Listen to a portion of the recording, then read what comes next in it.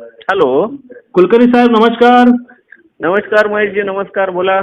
Sir, तुमचे आदर्श आचारसंहिता पथक प्रमुख यांचं मला पत्र आलं. हां. त्यांनी माझं अर्ज निकाली काढला की त्यांनी झेंड्याची परवानगी घेतलेली आहे असं त्यांचं म्हणणं आहे आणि निवडणूक खर्च समाविष्ट केलेला आहे. परंतु आमच्याकडे अहवाल नाही आला त्यांचा. आमच्याकडे नाही आला लेखी अहवाल नाही, कुठला. आणि जो अहवाल त्यांनी दिला ना सर, हा मोघम स्वरूपाचा आहे. त्यांनी मला हे नाही सांगितलं की त्यांनी किती झेंड्याची परवानगी काढलेली आहे. Right right. त्यांनी सांगायला पाहिजे ना की त्यांनी 100 झेंड्याची 1,00,000 झेंड्याची काढली असेल. Yes yes yes yes. म्हणून माझ्याकडे अहवाल आल्यानंतर मी तुम्हाला अधिकृत. सर माझं काय म्हणणं आहे, मी माझ्या कार्यकर्त्यांना तालुक्यातून तुमच्या तुमच्या सीव्हिजिल ॲपवर तक्रारी नोंदवायला सांगितलेलं आहे. मला वाटतं कित्येक तक्रारी आल्या असतील तुमच्या सीव्हिजिल ॲपला.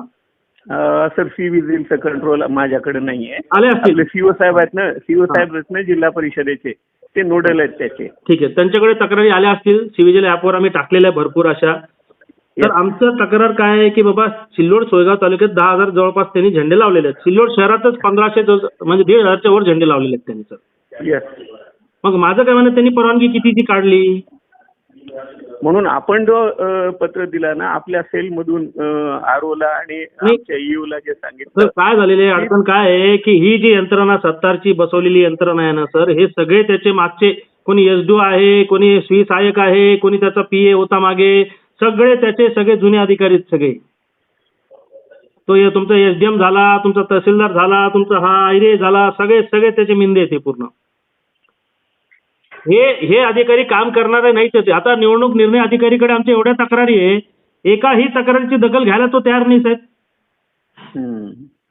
आम्ही त्याला म्हणतोय की सीसीटीव्ही फुटेज द्या. जेव्हा आम्हाला तुमचे कटके साहेब म्हणाले स्वतः की तुम्हाला ह्या कलमा अंतर्गत तुम्हाला सीसीटीव्ही फुटेज तिथून घेता येतील 19/10/3 मध्ये.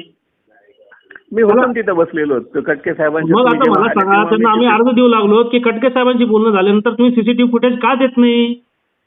मग हा अधिकारी तिथं राहण्याच्या लायकीचा आहे का सांगा बरं तो. सर, मी आपल्याला मागे म्हणलं हे मी फार लहान आहे सर माझी तक्रार तुमच्या विरोधात नाही. ऐकून घ्या सर, मी तुमचं रिस्पेक्ट करतो, ऐकून घ्या. अर्थात काय आहे की ही जी यंत्रणा आहे ना, ही यंत्रणा सरकारच्या ताब्यात गेलेली पूर्ण.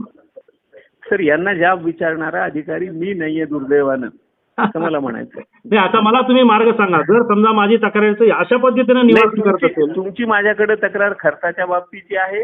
आम्ही पत्र दिलंय. मी तुम्हाला व्हिडिओ टाकले, तुम्हाला कटआउट लावलेला आहे की नाही तिथे कार्यालयासमोर कटआउट. आम्ही ते सगळं त्यांना दिलंय आणि ते व्हेरीफाय करून रजिस्टर मध्ये खर्च नोंदलाय की नाही हे व्हेरीफाय करून अहवाल लेखी स्वरूपात आम्ही मागितलेला आहे. अच्छा.